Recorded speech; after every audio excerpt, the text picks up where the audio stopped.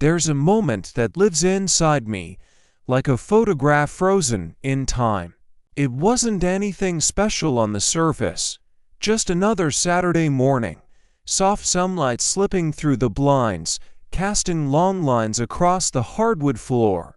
I remember the smell of coffee brewing, the quiet hum of the kettle as it began to whistle. Outside, birds chirped like they always did, and the world felt normal.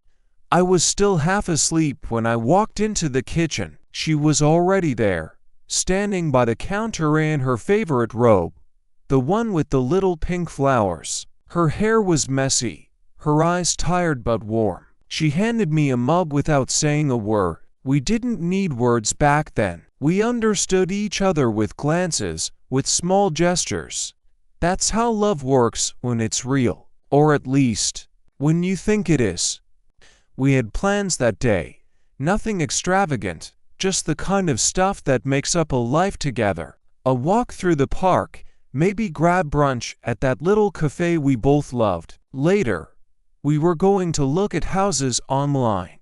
Not because we needed to move right away, but because we liked dreaming about the future. We talked about starting a family, building a home, maybe even adopting a dog someday. Back then, everything seemed possible. She smiled at me over her cup, and I remember thinking how lucky I was, how she could have had anyone. Really, she was beautiful, intelligent, full of life. And yet here she was, choosing me. Every day, she chose me. At least, that's what I believe. I can still hear her laugh now, echoing in my memory. Light, effortless, like nothing could ever hurt her, like nothing could ever break us. But the truth is, sometimes the worst storms begin with the calmest skies. Looking back, I realize how blind I was. Not stupid, just blind, because everything around us felt so solid, so real, that I never thought to question it. I trusted her completely. I gave her my heart, my soul, my entire being. And somewhere behind that smile, behind those loving eyes, she was already planning something else. But not that day. On that day, everything was still okay. We sat at the table, eating toast and talking about nothing and everything. We laughed, we touched hands, we made promises we didn't know she'd already broken. That was the last normal day, and if I could go back, I would hold on to it forever, because the next morning changed everything. I remember how she looked when we left the house. She wore that soft blue sweater I always loved on her, the one that made her eyes look even more alive. Her hair was tied back in a loose bun, and she had her sunglasses perched on top of her head like she always did when she wasn't ready to use them yet. We walked slowly down the sidewalk, hand in hand, just like we had 100 times before. The air was cool, but not cold, the kind of weather that makes you want to be outside forever. We passed by the little flower shop on the corner, where she always stopped to admire the lily. She leaned in close and whispered, "One day, I want our garden to smell like this." I smiled at her and said, "Then we'll plant a whole row of them." She laughed again, that same laugh, light and full of life. And I believed it. I believed every word she said, every touch, every kiss. I didn't know then that some part of her was already somewhere else, that while we were walking, planning, dreaming, her mind was already drifting toward someone else. But not that morning. That morning, it was still us. Inside the cafe, we found a small table by the window. She ordered scrambled eggs with avocado toast, and I went for pancakes and bacon. The usual. We talked about work, about friends, about the weekend ahead. She mentioned her best friend's upcoming birthday party, and I told her I'd pick up a gift on my way home from work later that week. "You're the best," she said, reaching across the table to squeeze my hand. And I believed her. After breakfast, we walked through the park. It was quiet for a Saturday, just a few joggers passing by, kids playing near the fountain, an old couple sitting on a bench feeding pigeons. We sat down on a bench ourselves, watching the ducks glide across the pond. She rested her head on my shoulder, and I wrapped my arm around her. It felt safe, like nothing could ever tear us apart. Later that evening, we came home, changed into sweatpants, and watched a movie on the couch. She curled up next to me, her head resting on my chest. I can still hear the rhythm of her breathing as she drifted off to sleep. I stayed awake for a while, just looking at her, thinking how lucky I was to have someone who loved me so completely. At least, that's what I thought. Looking back now, I see the cracks. Not big ones, not obvious signs that they were there. A text message that came through late at night that she never explained. A moment where she hesitated just a second too long when I asked where she'd been. Small things, easy to ignore when you're in love. But when you're standing on the edge of something broken, even the smallest crack feels like a warning. That night, I fell asleep holding her. I had no idea it would be the last time I truly felt peace, the last time I believed in us. I woke up early the next morning, before the sun was fully up. She was still asleep beside me, breathing softly, one arm draped over my chest.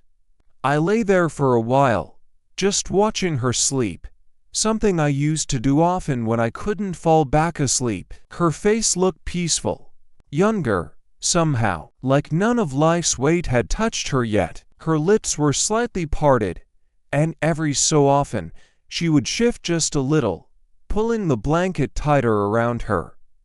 I remember thinking how beautiful she looked in that quiet moment, not dressed up, no makeup, just real. Outside, the city was still mostly silent, except for the occasional car passing by on the street below. I got out of bed quietly, careful not to wake her, and walked into the kitchen to start the coffee. I always made it strong.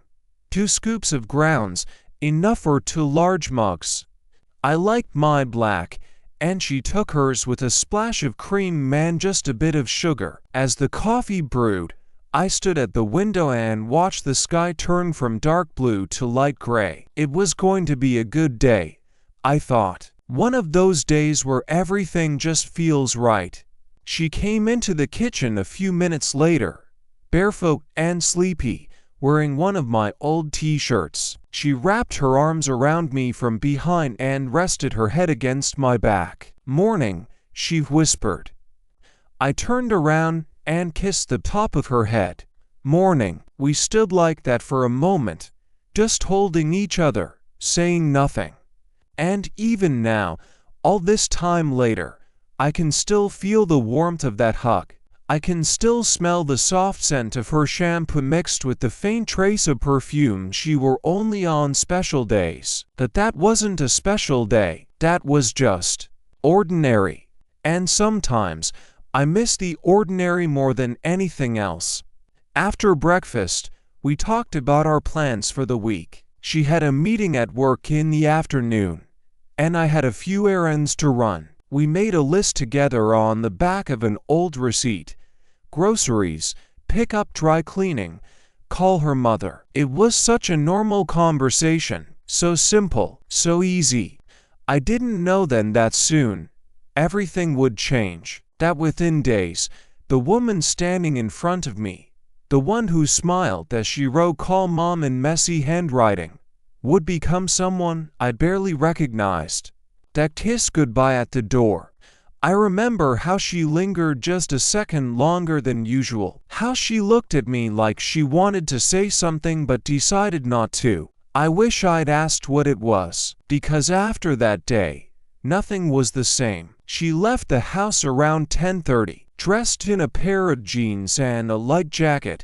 She grabbed her bag and keys off the kitchen counter. "I'll see you tonight?" she asked, already halfway out the door. I smiled and nodded. "Of course. I'll make dinner." She paused for just a second, long enough that if I'd been paying attention, I might have noticed something was off, but I wasn't paying attention. Instead, I kissed her on the cheek and said, "Love you." And she said it back, "Love you too." That was the last time she said those words with me, or at least, the last time I believed them. After she left, I stayed home for a while, read a little, checked my email, did some laundry. It was one of those rare days where I had no real responsibilities, just peace, quiet, and the feeling that everything in my life was exactly where it needed to be. Around noon, I decided to go for a walk. The weather was perfect, not too hot, not too cold, and the streets were alive with the kind of energy that only comes on weekends. People were outside, laughing, walking dogs, sipping coffee from paper cups. Life was happening all around me, and I felt like I was part of it. I walked past the bookstore we used to go to together. We had a favorite bench near the window where we'd sit and read for hours sometimes. That day, someone else was sitting there. A couple, holding hands, whispering things only lovers say. I smiled to myself, thinking about how lucky I was to have someone like her. I remember calling her on my way back home. She didn't answer, so I left a quick voicemail. "Just wanted to hear your voice. Hope your meeting's going well. I love you." That was the last message I ever sent before everything changed. When I got home, I made a list of houses we might want to look at later that week. Nothing serious, just browsing. I saved a few links and added notes next to each one. Things like big backyard, close to the park, or maybe this is the one. I imagined us living in one of those homes, waking up together every morning, building a future. I imagined her walking through the front door after work, smiling when she saw me. I imagined her standing in the kitchen, cooking dinner, singing softly to herself. I imagined a life that was already slipping away. Later that evening, she came home just after 7. Her hair was slightly damp from the rain earlier, and she smelled different. Not bad, just unfamiliar. Like she'd worn perfume she didn't usually wear. She looked tired, more tired than she should have been after a regular day, work, long date. I asked as she walked in. She shrugged, dropping her bag on the couch. "Yeah, longer than I expected." I offered to heat up dinner, but she said she wasn't hungry, just wanted to take a shower and go to bed early, so I let her. I didn't question it. I figured she was just exhausted, and honestly, I was too. We went to bed early that night. She curled up on her side of the bed, facing away from me. I lay there for a while, staring at the ceiling, listening to her breathing slow down until I knew she was asleep. I whispered into the dark, "Good night, baby." She didn't respond. At the time, I thought nothing of it. Now I wonder what she was thinking in that silence. The next morning, she was already gone when I woke up. There was a note on the kitchen counter, just a short one. "Had to get in early today. See you tonight. Love you." I read it twice, then folded it and tucked it into my pocket. Not because I thought it meant anything, just because I liked having something of hers with me, a reminder that we were still us. I went about my day like normal, worked from home for a bit, responded to emails, made myself lunch. Around noon, I texted her, "How's your day going?" She replied almost instantly, "Crazy busy. Talk later." I smiled at my phone, typed back, "Of course. Take care." That was the last message she sent me before everything changed. By evening, I was starting to feel restless. We hadn't talked all day, and while that wasn't unusual during busy weeks, it still felt odd. I decided to surprise her by picking her up from work. I got dressed, grabbed my keys, and headed out. When I arrived outside her office building, I waited for nearly 45 minutes. I called her once, no answer. texted her again. No reply. Eventually, I gave up and went home. I told myself not to worry. She was probably stuck in a meeting. Or maybe her phone died. It happened to everyone. Still, I couldn't shake the feeling that something was off. When I got back, I checked my messages again. Nothing. I turned on the TV, but didn't really watch it. I paced around the apartment more than I sat down. Around 9:30, my phone finally buzzed. It was her. A single message. Hey, I'm sorry, got caught up late. Just getting home now. I replied right away. No problem, I just missed you. She didn't write back. I waited another hour, then decided to go to bed. As I lay there, staring at the ceiling again, I found myself replaying the past few days in my head. The way she had seemed distracted, the way she hadn't answered my calls, the perfume I didn't recognize. But I pushed those thoughts aside, because if I had let them in, even for a second, I might have started to doubt her. And I didn't want to do that. Not yet. Not ever. So I closed my eyes and told myself everything was fine, because that was easier than facing the truth. That was the last night I slept without knowing what she'd done. The last night I believed in her. The last night I believed in us. The next morning was the beginning of everything falling apart. I woke up to silence. No coffee brewing. No soft footsteps in the hallway.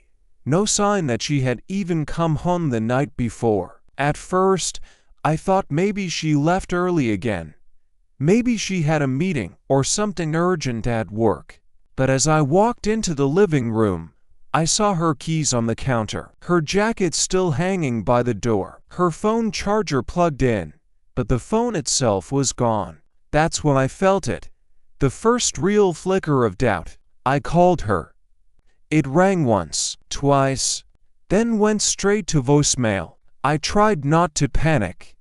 Maybe she just forgot her phone. Maybe she was on a call and couldn't answer. Maybe, but deep down, I knew something was wrong. I sat on the couch, staring at my own phone like it might give me answers. 10 minutes passed. 20. 30. Then, finally, my phone buzzed. It wasn't a call, not a text. It was a notification from her social media account. She had logged in from a location I didn't recognize, and suddenly, everything I had ignored, every small warning I had dismissed, came rushing back. The late nights, the missing calls, the perfume, the hesitation in her voice, the way she looked at me before she left that last morning. All of it. And for the first time in my life, I felt what it was like to be betrayed. Not just by someone I loved, but by someone I trusted completely. Someone who had held my heart in her hands and chose to let it fall. But I didn't know it yet. Not fully. That would come later. In pieces. In pain. In truth. But on that day, the day after the last normal day, all I knew was that something was wrong, and I was about to find out exactly how broken our life really was. After that morning, the one where she didn't come home, and her phone was suddenly gone, I tried to tell myself it was nothing. I really did. Maybe she had just stayed late at a friend's house. Maybe she lost her phone. Maybe she was helping someone with something important and forgot to call me. But none of those excuses felt right. And so, slowly, very slowly, I started to notice things. Not big things, not obvious signs of betrayal, but cracks. Small, almost invisible fractures in the mirror we had built together. The kind of cracks you don't see until you look closely, until they start adding up. The first thing I noticed was how distracted she had become over the past few weeks. She used to be fully present when we were together, laughing at my jokes, asking about my day, holding my hand without even thinking about it. But lately, she would zone out during conversations, Her eyes would drift off mid-sentence. She'd smile at me, but it wouldn't quite reach her eyes. I told myself she was just tired. Work had been stressful lately. Everyone has moments like that. Then there were the changes in her schedule. She started staying late at work more often. Extra meetings, she called them. Or team dinners. At first, I believed her. I even encouraged her to go. I wanted her to feel supported, but after a while, the timing just didn't add up. One week, she said she had to stay late on 3 separate nights. When I asked what the meetings were about, she gave vague answers. Just project updates, she'd say, or nothing exciting, just paperwork. And then, one night, I stopped by her office after work to surprise her with dinner. I thought it would be nice, romantic, even, but she wasn't there. Her coworkers were. They waved at me from inside. They knew who I was. One of them came outside and told me she had left early because she wasn't feeling well. That confused me. She hadn't told me she was sick. When I got home, I texted her, "Hey, just saw your coworkers. They said you left early today." She replied within seconds, "Oh yeah, sorry. I didn't want to bother you, just a headache." I read the message again. Something about it felt off, like it was too rehearsed, too convenient. So I asked, "You okay now?" She answered, "Yeah, better. Thanks for checking." And I let it go, because what else could I do? I didn't want to be paranoid. I didn't want to turn into one of those guys who accuses their partner of cheating every time they forget to call. I trusted her. I loved her. Or at least, I thought I did. There were other things, too.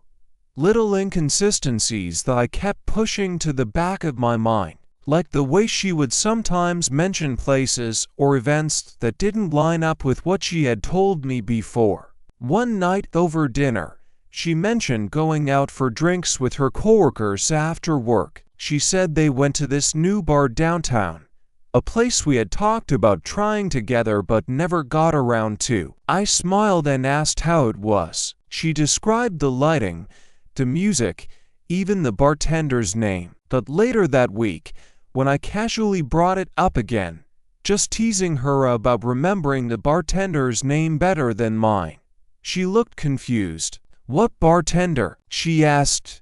I laughed it off. "You know, the one with the green shirt. You said he was really friendly." Her face changed slightly, just a flicker of something I couldn't quite place. "Oh," she said, "no. I think I just meant the bartender in general. I don't remember his name." And just like that, the conversation moved on. But I remembered. I remembered every detail, because I paid attention when she spoke. Another time, she told me she was going to a friend's birthday party. She got dressed up, did her hair, put on makeup. All the signs of someone going out for something important. When I texted her halfway through the night to say I missed her, she replied, "It's been kind of a boring night. Not many people here." That struck me as odd. If it was so boring, why dress up? Why leave the house at all? The next day, I asked her how it went. She shrugged and said, "Not great. I left early." I nodded like it made sense, but deep down, I knew it didn't. There were more moments like that, small lies wrapped in casual conversation, the kind of thing you don't notice unless you're paying attention. And I wasn't paying attention. Not yet. I told myself I was imagining things, that maybe she was just tired, stressed, distracted. Maybe I was the one being paranoid. After all, isn't that what people do when they love someone? They protect them, even from their own doubts. So I buried those feelings. I smiled when she smiled. I kissed her when she leaned in. I held her hand when we walked. I pretended everything was fine, even when part of me knew it wasn't. There was one night, I remember it clearly, when everything almost came to a head. We were at home, watching TV. It was late, maybe around 11. She was sitting next to me on the couch, but she wasn't really there. Her phone was in her hand, and she kept checking it every few seconds. Not just quick glances, long, deliberate looks. Sometimes she would smile. Other times, she'd frown slightly, like something had upset her. I reached over and gently pulled the phone from her hand. She looked at me, surprised. "Hey," I said, smiling, "you're not even watching the show." She laughed, a nervous laugh, not her usual one. "Sorry," she said. "Just work stuff." I handed the phone back to her. "You sure?" I asked. She hesitated for just a second too long. "Yeah," she finally said. "Just emails." I nodded, let it go. But later that night, after she fell asleep, I lay awake thinking about it. About how often she had been on her phone lately, how she never let it out of her sight, how sometimes, when I walked into a room, she would lock the screen or turn it face down like she didn't want me to see what was on it. And then there was the smell. It started small, just a hint of something unfamiliar when she came home. At first, I thought it was perfume, but it wasn't the kind she usually wore. It was stronger, more masculine, and sometimes it lingered on her clothes, like she had been close to someone who used it. I never said anything. I didn't want to accuse her without knowing the truth, but I noticed. I always noticed. Another time, we were getting ready for bed, and I asked her where she had gone after work. "To pick up that gift for your mom's birthday," she said. "Oh right," I replied. "Which store did you go to?" She paused. "The one near the mall," she said, after a moment. I nodded slowly. "But they close early on Thursdays," I said. "Didn't you get back late?" She smiled. Again, that same nervous smile. "I guess I just lost track of time," she said. I didn't press her further, but I knew. The store she mentioned closed at 6. She didn't get home until 8:30. 2 hours unaccounted for. 2 hours she couldn't explain. And still, I stayed silent. Because I loved her. Because I wanted to believe her.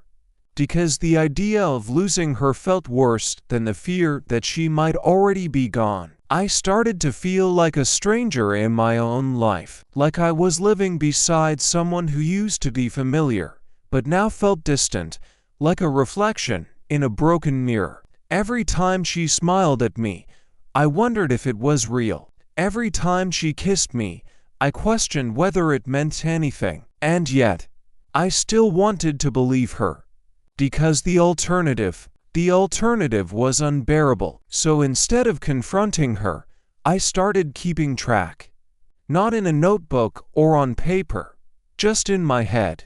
I memorized the nights she came home late, the times she said she was with friends but didn't answer when I called, the stories that changed slightly every time she told them. It wasn't easy. Part of me hated doing it.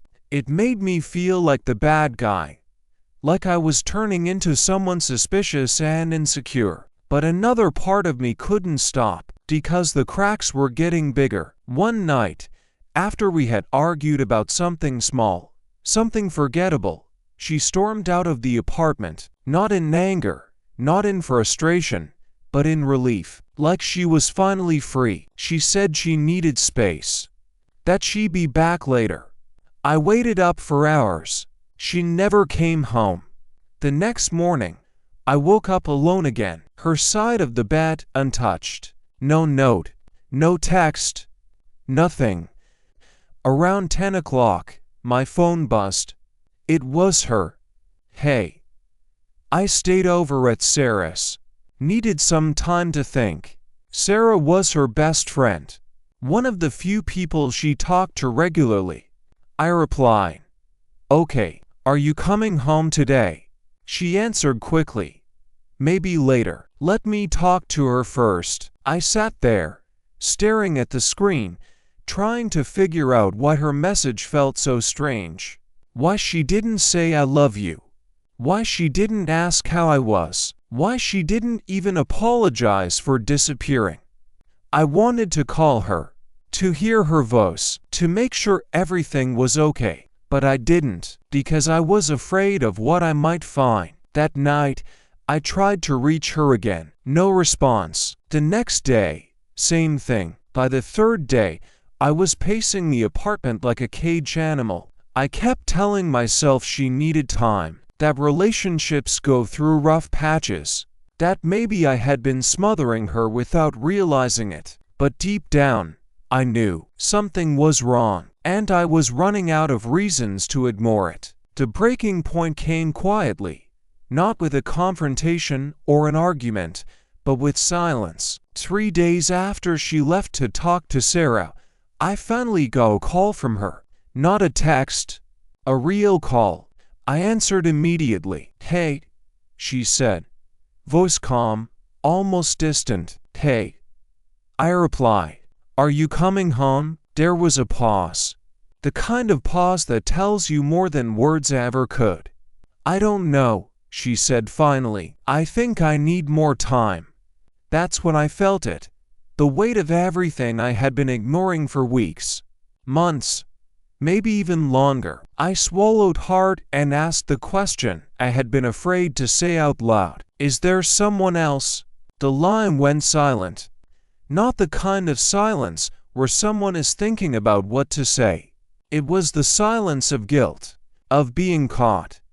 After what felt like forever, she whispered, "No," but it wasn't convincing, and we both knew it. I didn't press her. Not then. I couldn't. My throat felt tight, my chest heavy. I just said, "Okay," and ended the call. That night, I sat alone in our apartment. No, why apartment now? Staring at the ceiling, replaying every moment I had ignored, every lie I hadn't questioned, every crack I had tried to pretend wasn't there. And for the first time, I admitted something to myself. I didn't trust her anymore. Not completely. Not the way I used to. Because love isn't just about being together. It's about feeling safe. About knowing someone has your back, no matter what. And I didn't feel that anymore. Instead, I felt like I was standing in front of a mirror that once showed me the truth. And now, all I saw were pieces, broken pieces, reflections of a life that might never have been real. I remembered the exact moment my world collapsed.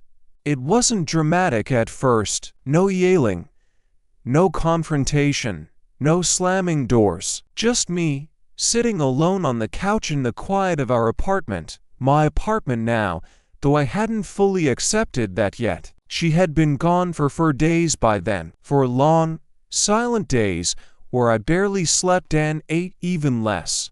I kept replaying every conversation, every lie, every crack in the mirror we used to call our relationship, and still, part of me held on to hope. Maybe she would come back. Maybe she'd explain everything. Maybe it was just stress, or fear, or something else entirely. But deep down, I knew I needed answers. More than that, I needed proof. Because until I saw it with my own eyes, I wouldn't be able to let go. So one night, while I was lying there staring at the ceiling, trying not to think about how empty the apartment felt without her, I sat up slowly. The phone was on the coffee table in front of me. I picked it up, and I made a decision I never thought I'd make. I was going to find the truth, no matter how much it hurt. I didn't go into this blindly. No. I had been watching her behavior for weeks. The way she guarded her phone. The way she locked her laptop screen when I walked into the room. The way she flinched whenever I mentioned certain names or places. So I knew where to start. Her phone was the obvious place, but she always kept it with her. And even if she hadn't, it was passcode protected. I didn't want to break in like some kind of stalker. I wanted her to tell me the truth herself, but she never did. So I went elsewhere, to the laptop. She left it behind when she disappeared. Just sitting on the kitchen counter, screen dimmed, as if it had been waiting for me. I hesitated for a long time before opening it. Not because I was afraid of what I'd find, but because I knew once I saw it, there would be no going back. I turned it on. The screen blinked to life. It asked for a password. I tried the obvious ones first. Our anniversary, her birthday, my birthday. Nothing worked. Then I tried something else. Our dog's name, and it worked. I stared at the screen, heart pounding. This wasn't just a coincidence. This was a sign. She had used our life together as her security code. And now, it was the key to uncovering everything she had hidden from me. Once inside, I didn't waste time.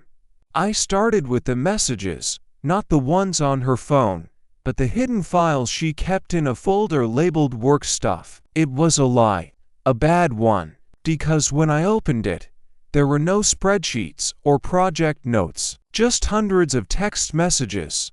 Not between her and coworkers, but between her and him. They weren't just casual conversations. These were long, intimate exchanges filled with affection, inside jokes, and late-night confessions. She called him baby and my love. He told her he missed her, that he couldn't wait to see her again, that she was all he thought about. The dates went back months. Months. That meant this wasn't some momentary mistake. This was planned. This was real. I scrolled through them, hand trembling, eyes burning. My stomach twisted into knots so tight I thought I might throw up. But I couldn't stop reading. I had to know everything. There were voice notes, too. I played one without thinking. Her voice came through the speakers, soft, breathy, full of emotion. She'd whispered his name, and then she said something that made my entire body go cold. I miss you. I wish I could be with you forever. I slammed the laptop shut like it had burned me. The room felt smaller suddenly, like the walls were closing in. I couldn't breathe. I stumbled to the kitchen sink, turned on the faucet, and splashed water on my face. It didn't help. Nothing helped, because now I knew she hadn't just been distant. She hadn't just needed space. She had been building a life with someone else while still living in mine, and I had let her. I couldn't stop there. Once the truth had cracked open like this, I needed more. I needed to see it all, every last detail, every hidden piece of her double life. So I went back to the laptop. This time, I searched through the photo gallery, and that's when I saw them. Photos of her, with him, smiling, laughing, holding hands in places she had told me she was alone. One picture showed them sitting in a car, windows rolled up, kissing like no one else existed. Another one captured them at a hotel, her wearing the same black dress she had worn the night she said she was at Sarah's house. I felt my knees weaken. I dropped into a chair and stared at the screen like it wasn't real, like they weren't real, that they were. Every single image was proof that I had been living a lie, that I had trusted someone who didn't deserve it, that I had loved someone who had already chosen someone else. I kept scrolling. There were more photos, some from vacations she had supposedly taken alone for work. Except now I could see the truth. She hadn't gone alone. She had gone with him. I closed my eyes, but the images stayed burned into my mind. I opened them again, hoping it would be different. It wasn't. The betrayal was everywhere.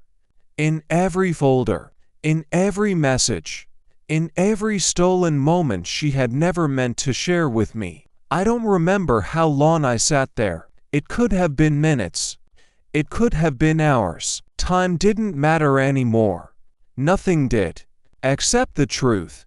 And it was tearing me apart. I started shaking.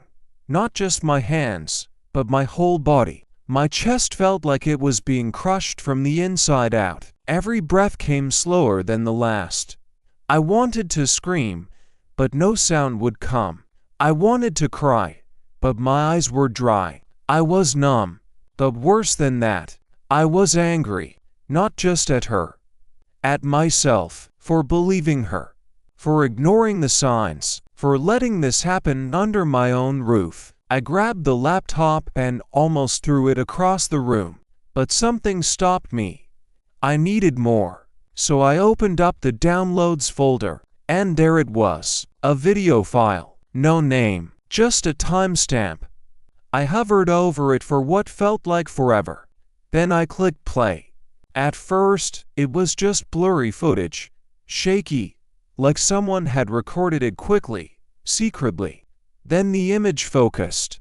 It was a bedroom, our bedroom, and in the bed was her, with him. They were wrapped in the same sheets I had slept in just days before.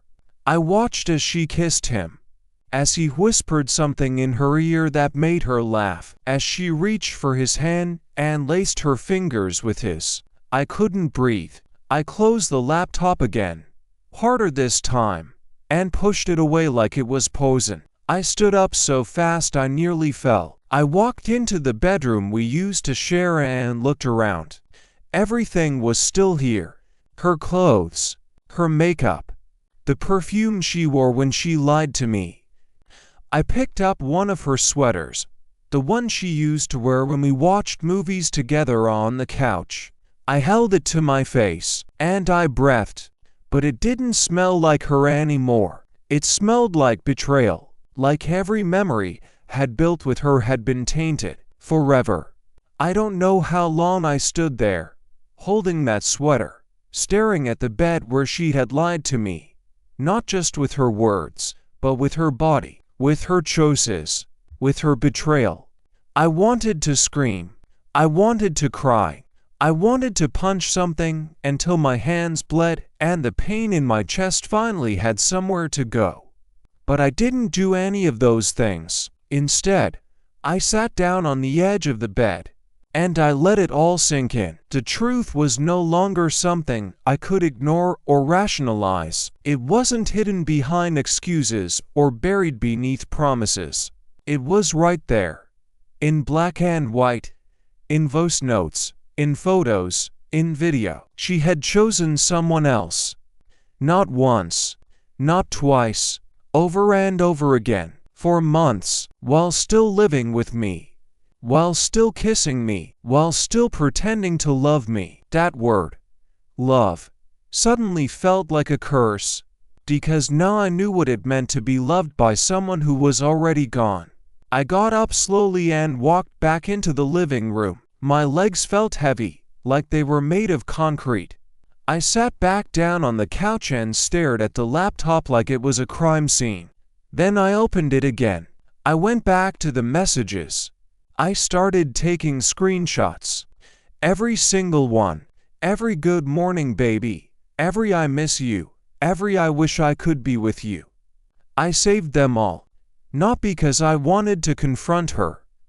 Not because I wanted an apology, but because I needed proof, for myself, for anyone who might ask, for the future version of me, who would try to forget this ever happened, because forgetting wouldn't fix anything. Knowing the truth, that was the only way forward, even if it broke me completely, even if it changed everything, even if it meant I could never go back, because from that moment on, I was no longer just a husband who had been betrayed. I was a man who had seen the truth, and nothing would ever be the same again. There's a strange kind of clarity that comes after betrayal. Not the kind you get from explanations or apologies, because those rarely come. No, this clarity is born from silence, from lies unraveled, from memories suddenly seen through a new lens. Once I had seen the truth, all of it, I couldn't unsee it, and with every memory I revisited, I began to understand something terrifying. This wasn't just about cheating. This was about control. It was about how she wore her love like a costume, beautiful on the outside, stitched together with threads of manipulation and deception. She wasn't just hiding an affair, she was building two entire lives, one with me and one without, and somehow, she made both look real, so real that I believe every second of it. Even now, when I think back to the beginning, to the early days of our relationship, I can see how carefully she played the part. She knew exactly what I wanted, exactly what I needed, and she gave it to me. Until she didn't have to anymore. She was good at it. Not just the lying. Anyone can do that when they want to get away with something. No. She was good at being someone else. At crafting a version of herself that I would fall for and trust completely. She knew how to make me feel special, how to make me feel like I was the only one who mattered. Every touch, every kiss, every I love you, they were all part of a performance so convincing. I never once questioned its authenticity, until I saw the other side, until I watched her laugh with him in secret, whisper his name like it was sacred, call him her love. That's when I realized, the woman I had fallen for, the one who held my hand during thunderstorms, who kissed me when I was sad, who promised to grow old with me, wasn't real. Or if she was, she had been replaced by someone else long before I ever noticed. And the worst part? I didn't even know I was being played, because she made it look effortless, like loving me was as natural as breathing. But now I see the truth behind every smile, every gesture, every promise. They weren't real. They were rehearsals, carefully crafted moments designed to keep me blind, while she built another life behind my back. Let me tell you about the way she lied. Not in obvious ways, not with wild stories or over-the-top excuses. No. Her lies were elegant, precise, designed to slip past your radar before you even knew they were there. She never made a big deal out of anything. If I asked where she was, she gave just enough detail to sound convincing without over-explaining. If I questioned why she hadn't answered my calls, she blamed it on bad reception or a dead battery, never on the man waiting for her somewhere else. And when I did push too hard, that's when the guilt came in. She would look at me like I had hurt her, like I didn't trust her, like I was being unfair. Why would you think that? You're making this into something it's not. I thought you believed in me. Those words became her shield. They made me doubt myself, made me feel like I was the one acting crazy, like I was the one breaking us. And so I backed off, again and again, until I couldn't anymore, because now I know that was part of the game. She wasn't just hiding an affair, she was gaslighting me, slowly, subtly, until I stopped questioning anything at all, until I believed her more than I trusted my own instincts, until I became exactly what she needed me to be, a blind lover, a devoted fool, a man who saw only what she wanted him to see. Looking back now, I can see the patterns, clear as day. The way she controlled conversations, the way she shifted blame when things went wrong, the way she made every problem between us feel like it was mine to fix. She never took responsibility for anything. If we argued, it was because I had misunderstood her. If she seemed distant, it was because I hadn't given her enough space. If she needed time alone, it was because I had been too clingy. And if I ever brought up my suspicions, that's when the real manipulation began. She would cry. Not loudly. Not dramatically. Just enough to make me feel like I was hurting her. Like I was attacking someone fragile and innocent.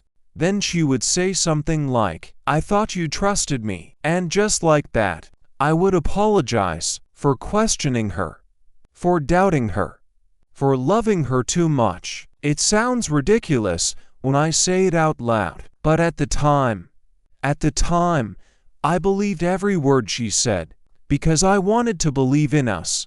I wanted to believe that love could be stronger than doubt, stronger than fear, stronger than betrayal. But now I know.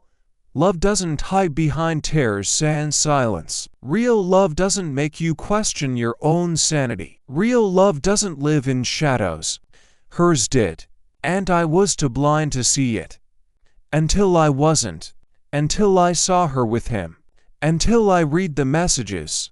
Until I heard her whisper his name like it was a secret prayer. That's when I realized. This wasn't just about cheating. This was about control. About deception, about a mask so perfectly crafted, I didn't even know I was staring at it until it slipped. And once it did, there was no going back. I used to think love was about trust. That if you gave someone your heart, they would protect it the way you protected theirs. But now I know. Real love isn't something you have to fight to believe in. Real love doesn't make you question whether you're good enough. Real love doesn't hide behind closed doors and secret messages. What she gave me wasn't love. It was a performance, and I was the audience. She played her role so well that even when I started seeing cracks, I still wanted to believe in the story. I wanted to believe that she loved me, that maybe she made a mistake, that maybe there was still a chance for us. But now I understand. This wasn't a mistake. It was a choice. A series of choices. To lie, to manipulate, to build a life with someone else while still living in mine. She didn't just cheat on me. She rewrote our entire relationship from the inside out. Every kiss, every promise, every I love you. All of it was part of a carefully constructed illusion. And I fell for it. Hook, line, and sinker. But here's the thing about masks. Eventually, they slip. And when they do, you finally get to see the truth behind the smile, the deception behind the touch, the betrayal behind the words. Now, when I look back at the woman I once called my wife, I don't see the person I thought she was. I see someone who mastered the art of pretending, someone who knew exactly how to make me feel safe, while quietly tearing everything apart.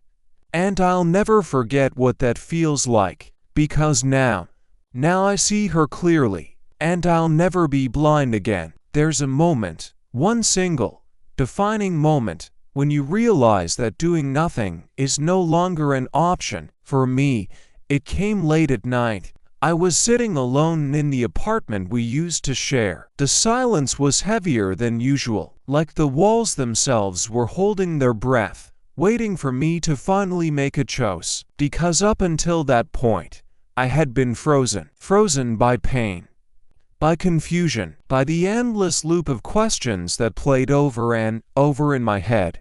Do I confront her? Do I try to fix us? Do I give her another chance? Or do I walk away and never look back? I had spent days trying to decide. I replay every memory, every conversation, every lie she had told me. Not just with her words, but with her actions. And slowly, something inside me began to shift. Not anger, not yet, but clarity. The kind that comes only after you've lost everything and realize there's nothing left to protect. Because if I stayed silent, if I let this go, then I would be letting her win.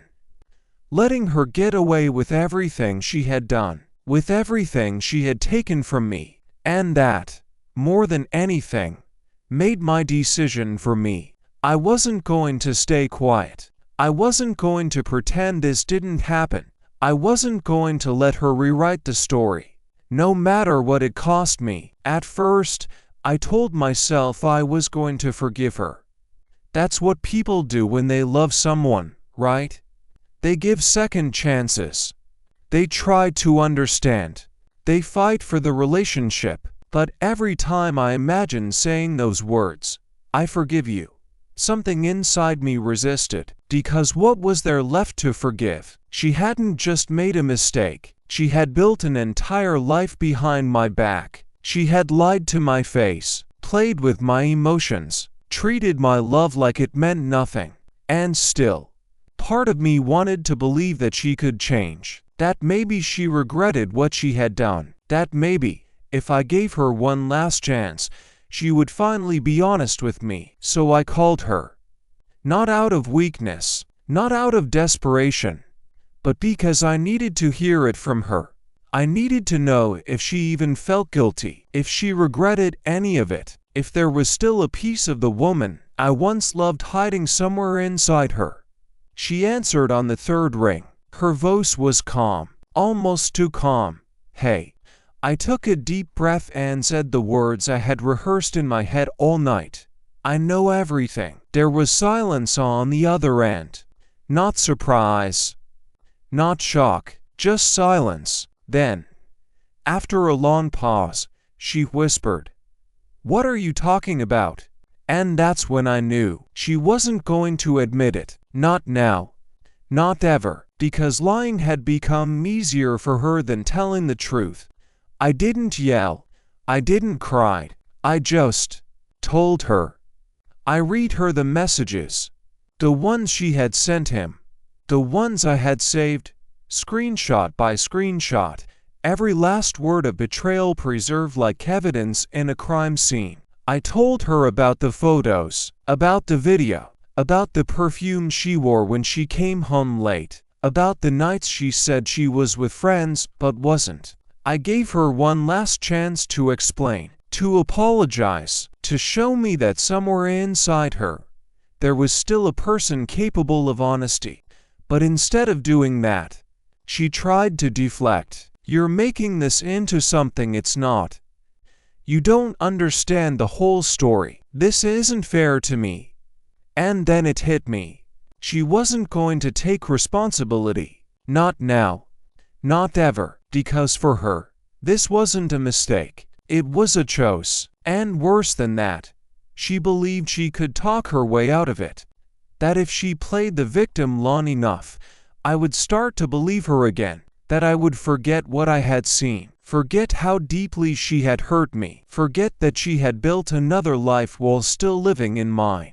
But I wouldn't, and I couldn't, because in that moment, something inside me changed. I stopped seeing her as the woman I loved, and started seeing her for who she really was. A manipulator. A liar. A person who had taken everything I gave her and used it against me. And I realized forgiveness wasn't going to heal me. It was only going to give her more power over me. So I made my decision. I wasn't going to forgive her. I wasn't going to hide what she had done. I was going to make sure the truth came out, no matter how painful it was, no matter what people thought, no matter what it cost me, because silence wasn't strength, and forgiveness wasn't always the right answer. Sometimes, justice is the only thing left to fight for. Once I made the decision not to stay silent, everything changed. Not immediately, not in a dramatic, cinematic way, but inside me. Inside me, something had shifted. I stopped seeing myself as a victim and started seeing myself as someone who had been wronged, deeply, intentionally, and repeatedly. And now, it was my turn to decide what came next. I spent the next few days going over everything again. Every message, every photo, every voice note where she whispered his name like it meant more than mine ever did. I organized it all, chronologically, emotionally, legally, because if I was going to do this, if I was really going to expose her for what she had done, I needed to be ready. Ready for the lies, ready for the backlash, ready for the people who would say I was overreacting, that I should have just walked away quietly, that no one needs to know your business. But here's the thing. This wasn't about revenge at first. It was about truth. About making sure that the person who betrayed me didn't get to walk away unscathed. About making sure that the woman who smiled at me while building another life behind my back couldn't pretend none of it happened. And slowly, that truth became my strength. Because silence gives power to the liar, and I was done letting her control the narrative. I knew what people would say. Some would call me bitter. Others would say I was obsessed. A few might even accuse me of being the problem, like maybe I drove her into his arms with my love, or my jealousy, or my need for control. But none of that mattered anymore, because I had seen the truth. And once you see it, you can't pretend it doesn't exist. So I made a plan. Not a reckless one. Not something born out of anger alone. No. This was calculated. Careful. Because if I was going to do this, I wasn't going to do it halfway. I started by saving every single piece of evidence again, just in case she tried to delete anything on her own devices. I backed everything up in multiple places. I wrote down dates, times, locations. I even reached out to someone I trusted, not to tell them everything, but to have a witness, someone who could confirm that I hadn't imagined any of this, that I hadn't gone crazy, that I hadn't misread the signs. Then came the hardest part, deciding how far I was willing to go. Did I want to confront her publicly, expose her to our friends, tell her family, or did I keep it private, just between us, and let the truth destroy whatever was left of our relationship? I didn't make the decision lightly, because once I acted, there would be no turning back. But here's what I realized. Forgiveness wouldn't heal me. Walking away quietly wouldn't restore my dignity. And letting her rewrite the story would mean giving her power over my pain. And I wasn't going to give her that. Not anymore. So I stood in front of the mirror one morning, looked myself in the eyes, and said the words that change everything. You don't get to erase what you did. You don't get to walk away clean. This ends now. And from that moment on, I stopped being the man she betrayed, and became the man who made sure the world saw her for who she really was. Once I made the decision to act, I knew I couldn't do it blindly. This wasn't just about proving she had betrayed me. It was about making sure everyone saw the truth. Not just me. Not just our friends. Everyone. Because when someone lies like that, not once, but over and over again, they don't just hurt one person. They break trust itself. And I wasn't going to let her get away with it. So I started gathering evidence. Not just the messages and photos I had already found. Those were just the beginning. I needed more. Something undeniable. Something irrefutable. Something that would make it impossible for anyone to doubt what she had done. And so began the most methodical, emotionally exhausting phase of my journey. The part where I stopped being a victim and became an investigator of my own pain. I started with her phone. Not the one she had taken with her. She was smart enough to keep that locked away from me. No. I went for the old one. The one she had left behind when she disappeared. It was buried in a drawer in our bedroom, or what used to be our bedroom. I found it wrapped in a scarf, almost like she had forgotten it. Or maybe, like she wanted me to find it. Either way, I took it. It was passcode protected, of course. But I had learned something about her by then. She didn't choose passwords at random. They always meant something. So I tried the obvious ones first. Our anniversary, my birthday, her mother's name. Nothing worked. Then I tried the name of our dog, and it opened. Just like that. Like she had left the door open on purpose. Like she wanted me to see what was inside. I don't know why I thought that at the time. Maybe because part of me still believed there was some kind of explanation waiting for me. Some justification. Some reason why everything hadn't been a lie. But as I scrolled through the messages, the call logs, the photos, there was no excuse. Only proof. Hundreds of texts between her and him. Photos of them together. Not just recent ones, but older ones too. Some from before we even moved in together. Voice notes where she whispered things to him that she had never said to me. And worst of all, a shared calendar. One filled with dates, meetings, trips, secret moments she had built with someone else while pretending to build a life with me. This wasn't just cheating. This was planning, carefully, methodically, like she had already decided long before I ever saw it coming. Once I had her phone, I didn't stop there. I went deeper. I started looking into her email accounts, not just the one she used for work, but the personal one she thought no one knew about.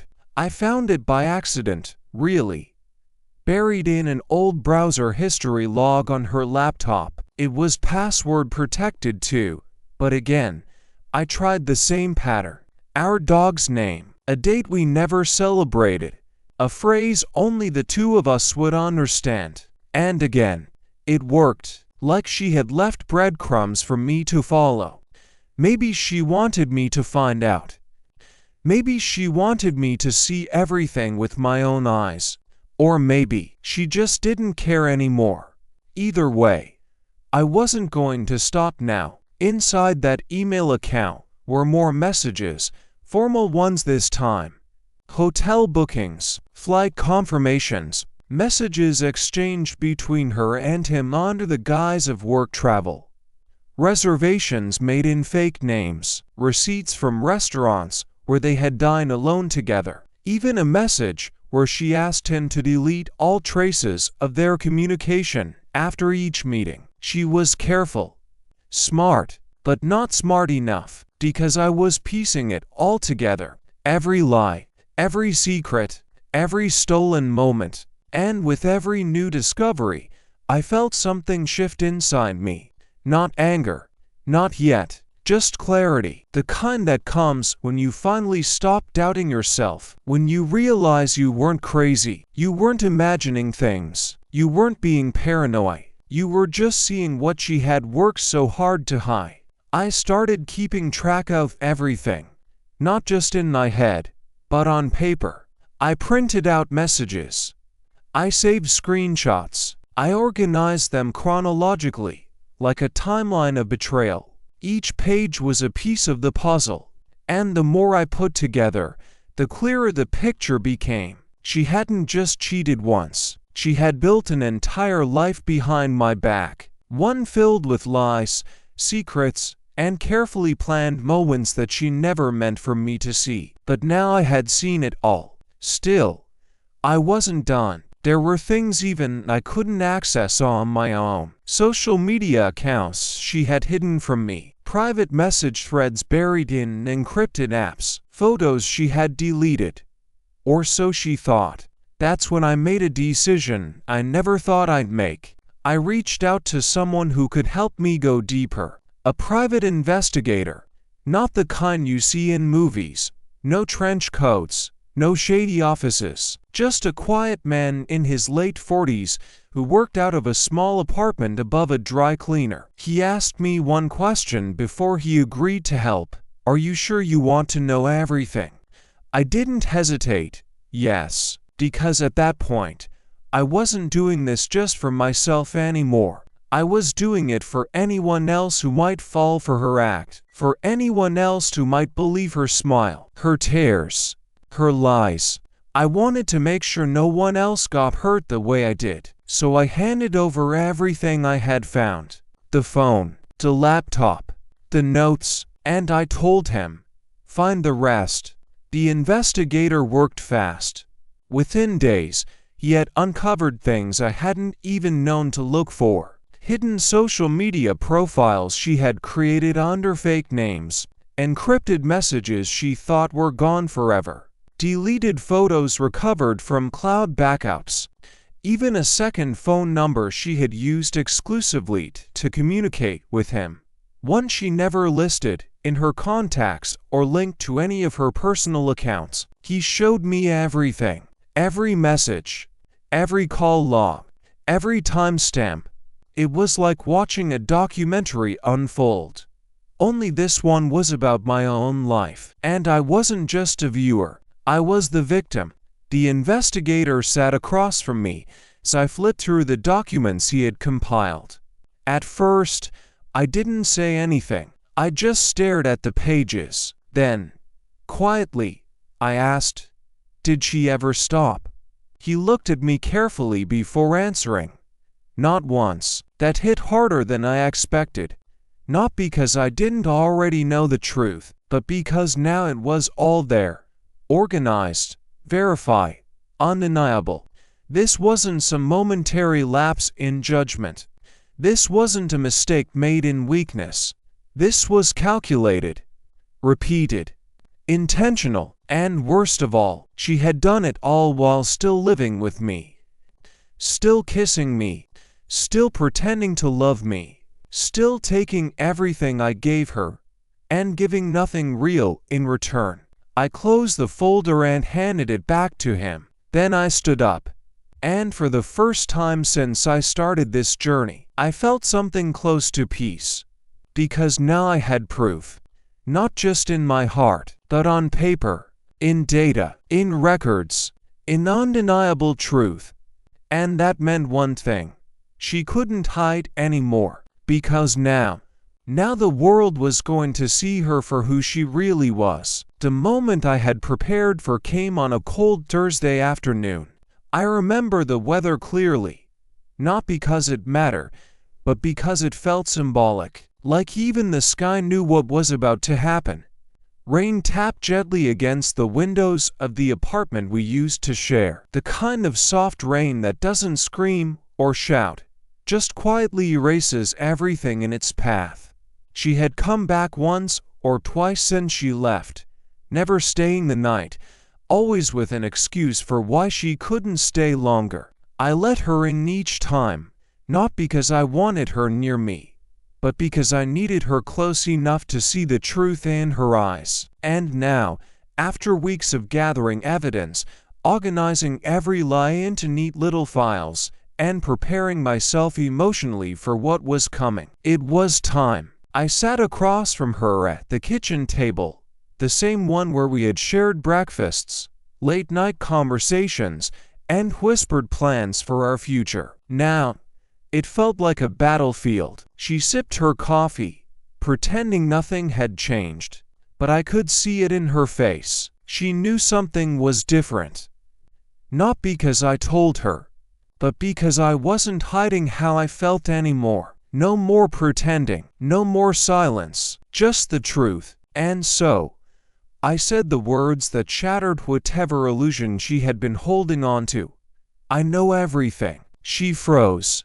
Her fingers tightened around the mug. Then, slowly, she looked up at me. "What are you talking about?" she asked. The same question she had used before. But this time, I didn't give her the chance to deflect. This time, I showed her. I slid the folder across the table.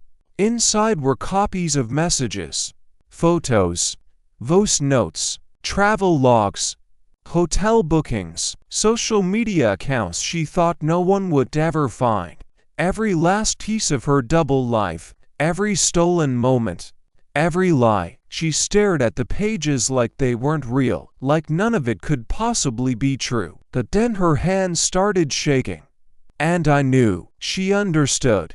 There was nowhere left to run. For a long time, she didn't say anything. She just sat there, eyes scanning the pages I had placed in front of her, slowly at first, then faster, like she was trying to find something, anything, that could undo what I had uncovered. But there was nothing, no loophole, no excuse, no way to spin this into something that made her look innocent. Finally, she looked up at me. Her voice was quiet.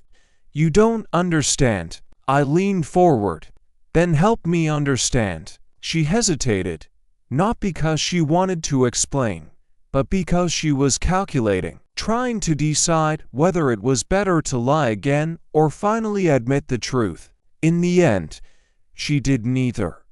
Instead, she closed the folder and pushed it back toward me. "I don't owe you an explanation," she said. That's when I laughed.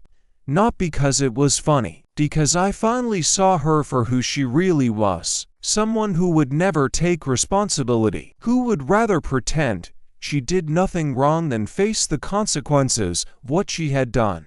And so I said, "You're right. I'm not asking for an explanation. I'm telling the world." Her eyes widened. "What?"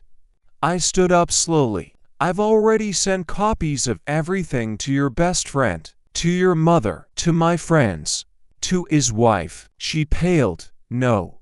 Yes. I told them everything, every message, every photo, every lie. And now," I said, looking her straight in the eye, "now they all know the truth." She stood up too, suddenly frantic.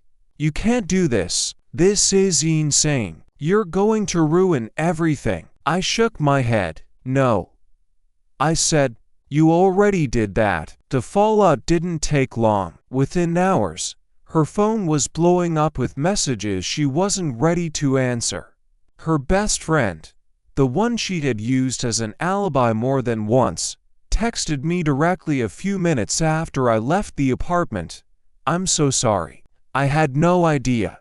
I reply, "Now you do." And that was the beginning of it all. Word spread fast.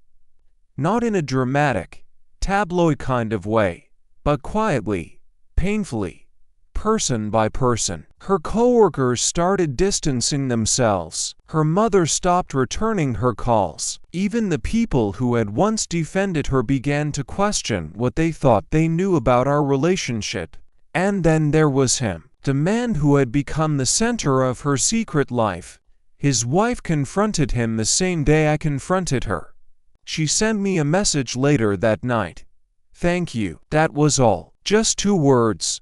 But they meant everything, because for the first time, I realized what I had done wasn't just about me anymore. It was about everyone she had lied to, everyone she had manipulated, everyone who had believed in her version of the story, until now. And now they saw the truth.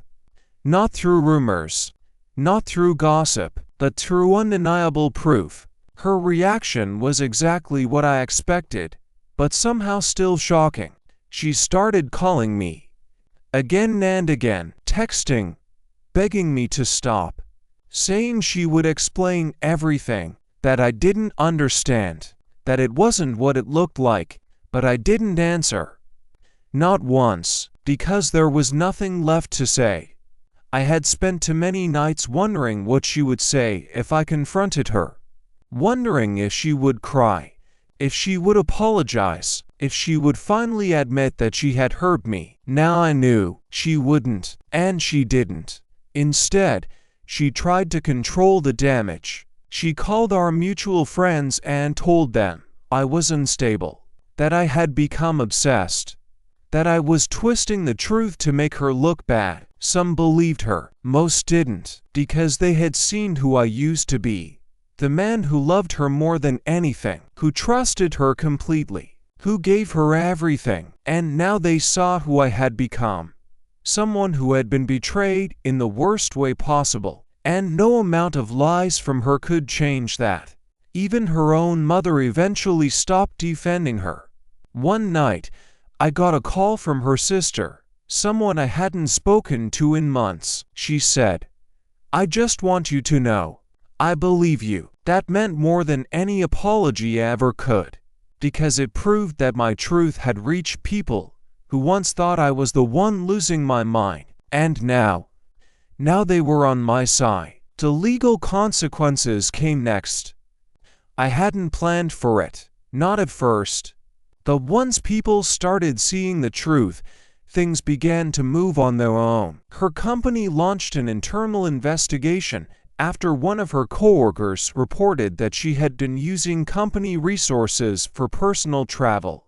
Turns out, some of those hotel bookings I uncovered were paid with a corporate card. She lost her job. Then there was the matter of our shared finances. We had joint accounts, a few small investments, and a lease we both signed. Once I filed for separation, yes, this wasn't just about cheating anymore. It was about breaking every promise she ever made. Lawyers got involved. Her lawyer tried to paint me as the aggressor, said I was trying to ruin her reputation, that I was emotionally unstable, that I was taking things out of context, but I had proof. Not just screenshots and messages, real, timestamped, verified documents. And when they looked into his financial records too, turns out he had been hiding money from his wife, transferring funds into secret accounts, renting apartments under fake names. All of it came crashing down. His wife filed for divorce. He lost custody of his kids. And she lost everything. Her job, her friends, her family, even the illusion of love she had built with him. Because now no one believed her. And for the first time in her life, she was alone. I didn't feel Joe when I heard all of this. Not exactly. I felt something else. Something deeper. Justice. Not revenge. Not hatred. Just justice. Because what she did didn't just hurt me. It hurt everyone who trusted her. Everyone who loved her. And now they all knew the truth. And I finally felt free. Because silence gives power to liars. But truth breaks them. And I had just done exactly that. I broke her mask, exposed her lies, and reclaimed my life. For a long time, after everything fell apart, I didn't know who I was anymore. Not the man she loved. Not the husband she betrayed. Not even the person I used to be before I met her. I was just empty, like someone had reached inside me and pulled out everything that made me feel whole. And for weeks, maybe even months, I walked around like that, going through the motions, eating when I remembered, working because I had no choice, talking to people because they expected me to. But I wasn't really living. I was just surviving. Every morning, I'd wake up and stare at the ceiling, wondering how I got here, wondering if it was all some kind of nightmare I hadn't woken up from yet. The silence in the apartment was louder than any argument we ever had. The space beside me in bed felt heavier than if she were still there. And every object in the house, the couch we bought together, the photos on the wall, the coffee mugs we used every day, they all reminded me of what I had lost. But slowly, very slowly, something started to shift. Not happiness, not right away, but clarity. Because betrayal doesn't just break your heart, it breaks your world. And sometimes, the only way to rebuild is to start from nothing. The first step toward healing came from the most unexpected place. Not from therapy, not yet, anyway. Not from my friends, though they tried to help in their own ways. It came from silence, from being alone long enough to finally hear myself think. I started journaling, not because I wanted to write a book or make sense of everything all at once, but because I needed somewhere to put the thoughts that kept me up at night. Some pages were filled with anger, with questions I knew she would never answer, with memories I couldn't erase no matter how hard I try. Other pages held something softer, grief, confusion, and eventually, hope. Because even in the darkest moments, there was a small voice inside me whispering, "You're still here." That became my mantra. Not "I'm okay," not "I'll be fine," just, "You're still here." And that was enough.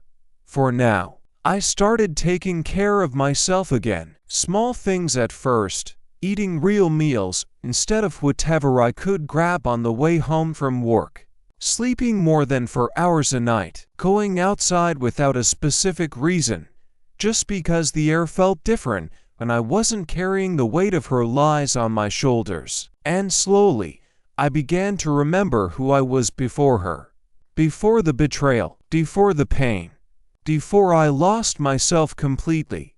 One of the hardest parts of rebuilding my life was facing the people around me. Not because they blamed me. Most of them were on my side by then, but because I could see it in their eyes. Pity, concern, the kind of look that says, "I know you're not okay, but I don't know how to help." Some friends stayed close. They checked in on me without pressing too hard.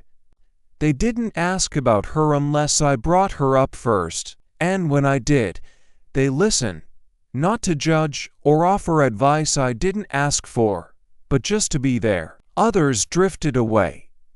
Maybe they didn't know what to say.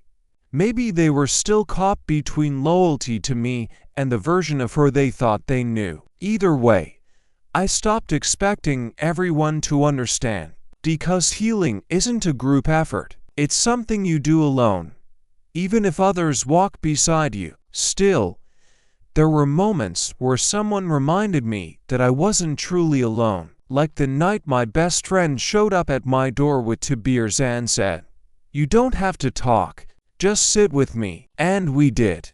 We sat in silence for over an hour, watching the city lights flicker outside my window. That meant more than any speech ever could, because sometimes healing doesn't come from words.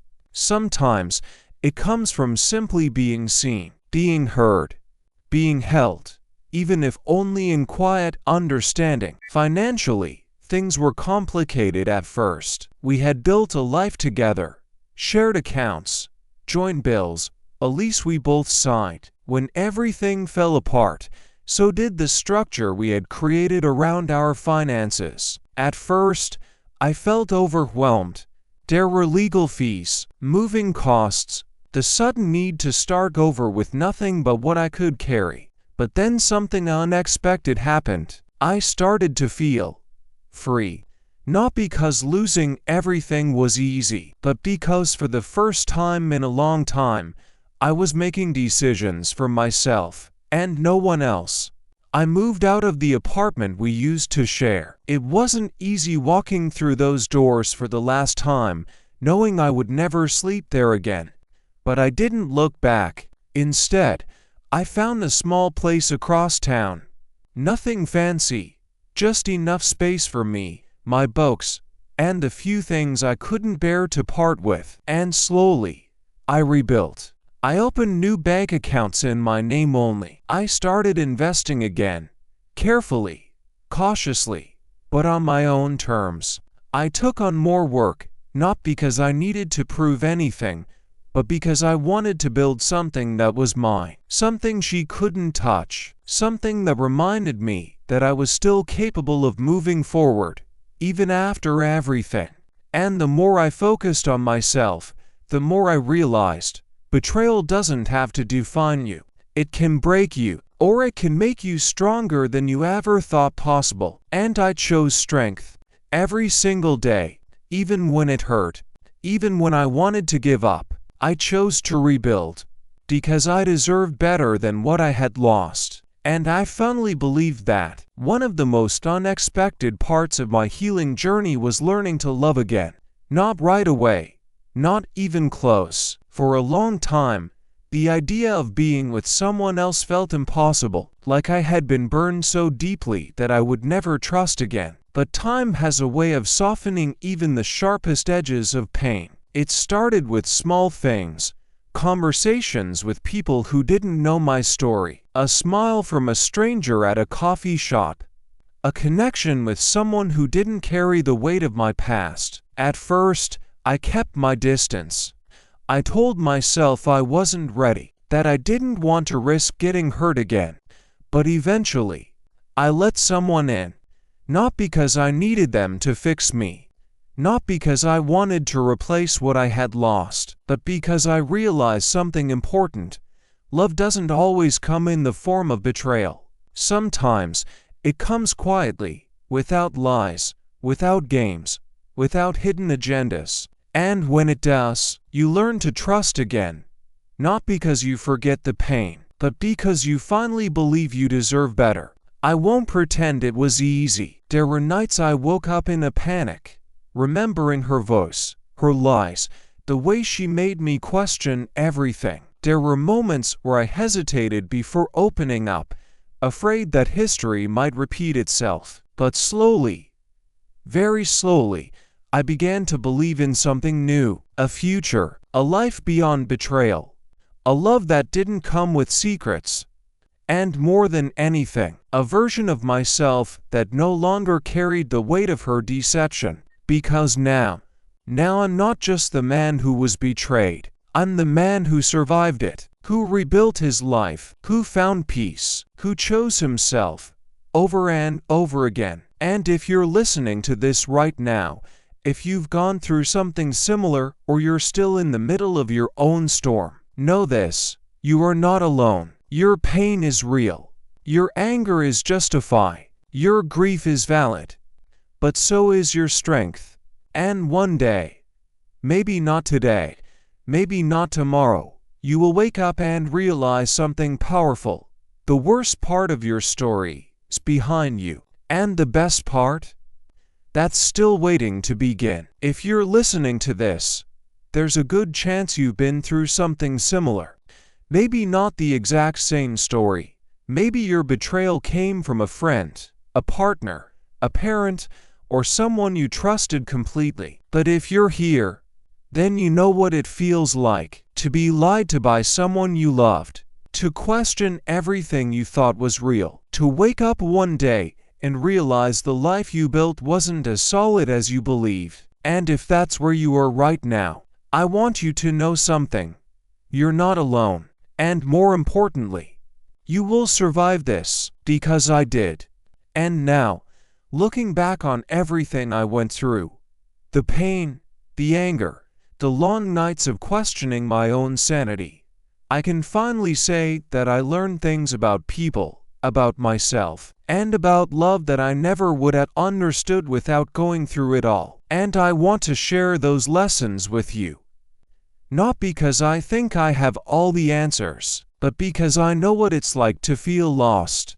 And I also know what it's like to find yourself again. One of the first things I learned is that betrayal doesn't always come with obvious signs. It doesn't knock on your door with flashing lights and alarms. Sometimes, it creeps in slowly, like fog rolling in at night. At first, you notice small inconsistencies, a message that doesn't quite add up, a moment where someone hesitates just a little too long before answering a simple question, a look that doesn't match the words being spoken. And because you love them, because you trust them, you ignore those signs. You tell yourself you're imagining things, that they're just tired, that you're being paranoid. But here's the truth.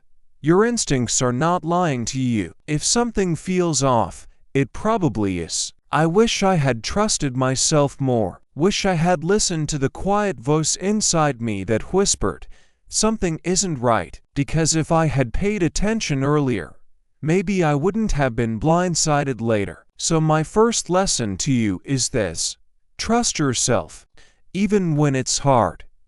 Even when it means questioning someone you love. Even when it makes you uncomfortable, because discomfort now is better than devastation later. Another thing I learned, and this one hit me hard, is that people don't always change. Not in the way we hope. Anyway, when you're in pain, when you've been betrayed by someone you loved, there's a part of you that wants to believe they can be different. That maybe they made a mistake. That maybe they regret it. That maybe, if you give them another chance, they'll finally see what they did and become the person you thought they were. I believed that for a long time.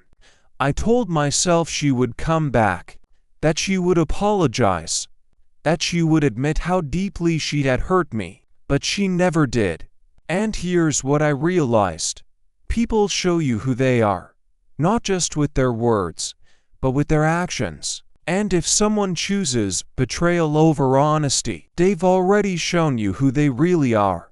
You just have to decide whether you're willing to accept it. So my second lesson to you is this: stop waiting for an apology that may never come. Stop trying to make someone love you the way you deserve to be loved. Because real love doesn't hide behind lies. Real love doesn't manipulate. Real love doesn't hurt you on purpose. If you're giving more than you're receiving, if you're questioning more than you're trusting, if you're hurting more than you're healing, then it's time to ask yourself, is this love, Or is it just control disguised as affection? One of the hardest lessons I had to learn was that forgiveness is not always the right answer. I used to believe that forgiving someone was a sign of strength, that letting go of anger meant I was healing, that if I could find it in my heart to forgive, I would be free from the pain. But I've learned that forgiveness isn't automatic, and sometimes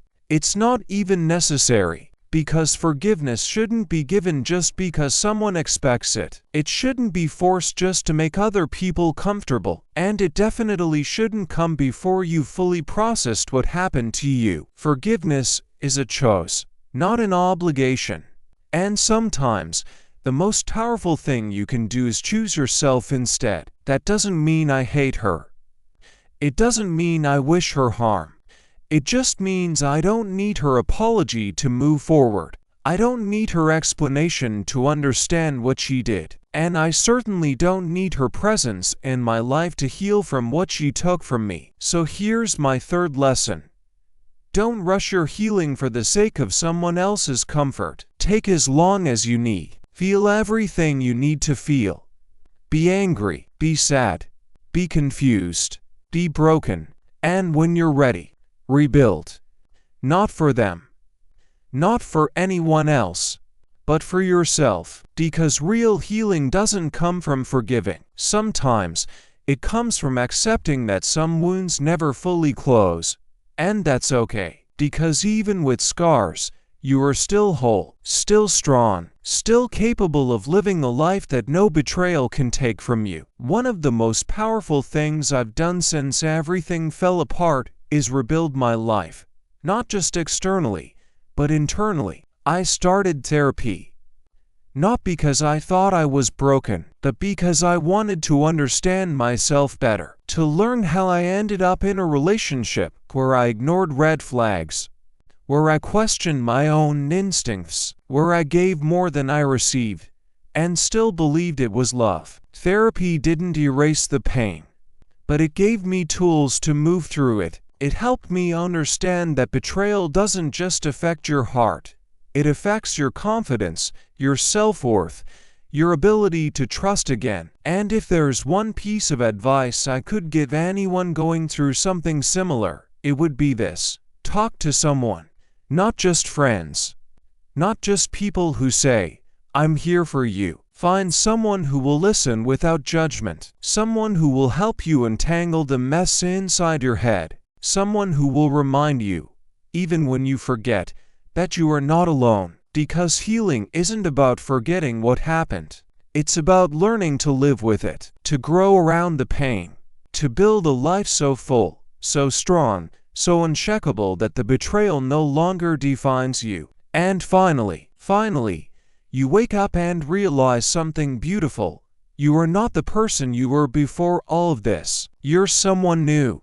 Someone stronger, someone who knows their worth, someone who chooses themselves first. And that is the most powerful form of healing there is. So if you're still in the middle of your storm, if you're still trying to find your way out of the darkness, just remember this. You are not alone. You are not weak. You are not broken beyond repair. You are a survivor, and your story is far from over.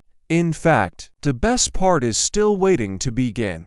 When I first started this journey, I didn't know where it would lead. All I knew was that I had been betrayed, deeply, completely, in a way that shattered everything I thought I knew about love, trust, and the person I believed my wife to be.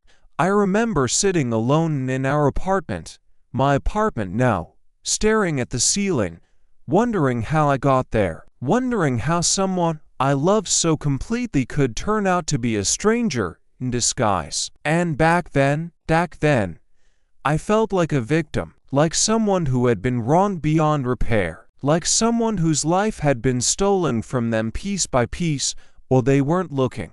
I told myself I would never recover, that I would always carry the weight of what she did, that no matter how much time passed, I would never feel whole again. But here I am, months later, maybe even years, and I can finally say something I never thought I'd be able to say with honesty. I'm not a victim anymore. I'm a survivor. And more than that, I'm stronger than I ever was before. Because betrayal doesn't just break you, it reshapes you. And if you let it, it can turn your pain into power. There was a time when I thought my story ended the day she walked out the door. That everything I had built, every dream, every plan, every hope for the future, had been taken from me. But now I see it differently.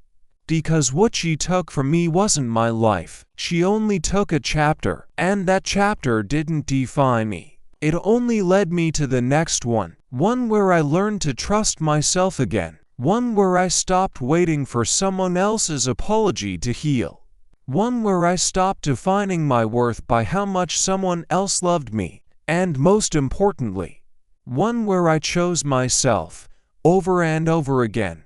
I used to think strength meant never breaking down, that healing meant forgetting the pain ever happened, that moving on required forgiveness, but I've learned that none of that is true.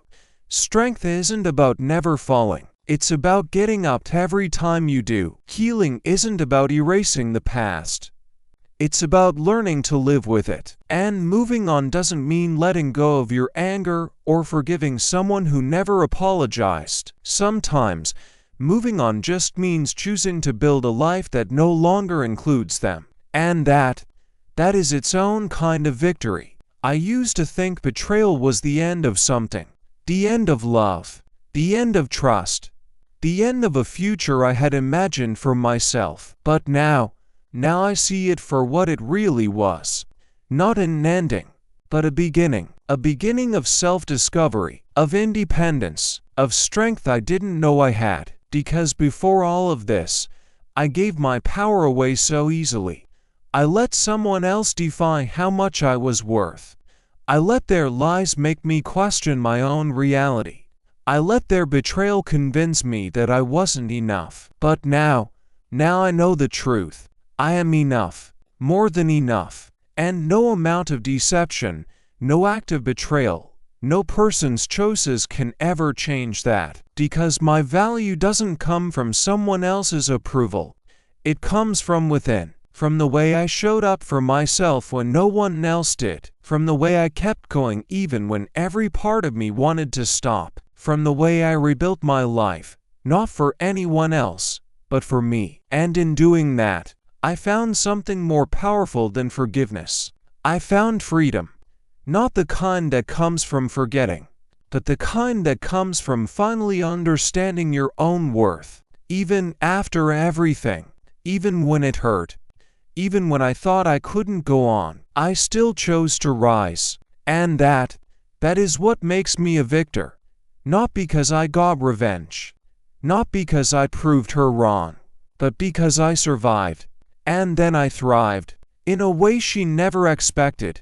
In a way only someone who has been broken and rebuilt themselves truly can. I used to wonder what my life would have been like if she had never betrayed me. Would I still be with her? Would we have built the future we once dreamed of? Would I still believe in love the way I used to? Maybe.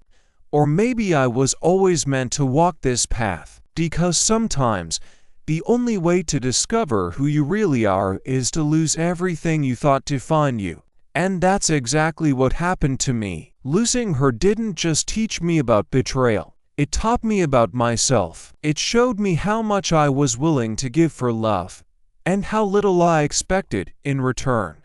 It showed me how deeply I could feel pain, but also how deeply I could heal. And more than anything, it showed me that strength doesn't come from never being hurt.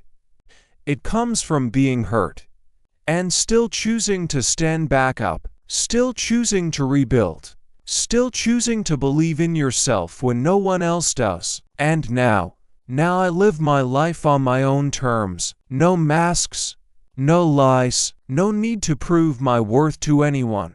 I wake up every morning knowing that I survived something most people can't even imagine, that I walked through fire and came out stronger, that I faced darkness, not just once, but over and over again, and still found my way back to the light. And if I can do it, so can you. Because healing isn't about being untouched by pain. It's about refusing to let that pain define your future. It's about learning that you are more than what someone did to you, more than the heartbreak, more than the betrayal, more than the silence that followed. You are powerful.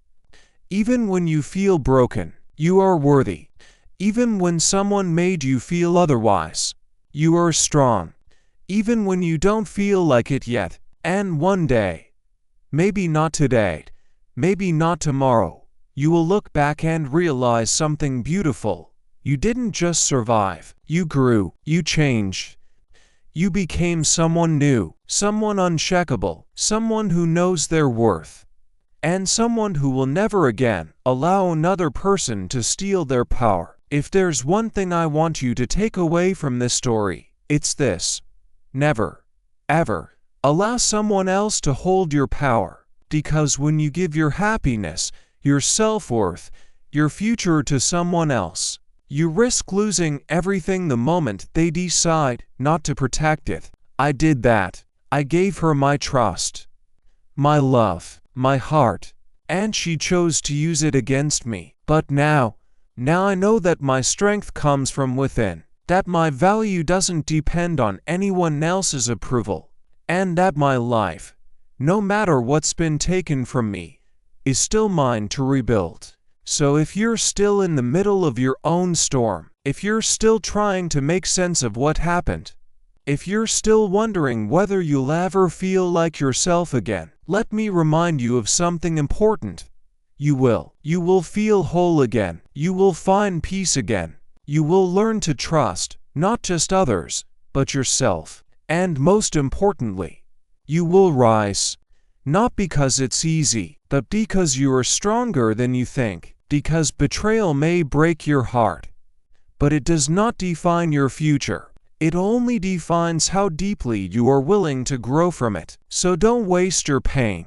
Don't let it bury you. Let it build you into someone unshakable, someone who knows their worth, someone who chooses themselves every single day, because that is the ultimate form of healing. And that is how you become a victor, not by erasing the past, but by refusing to let it control your future.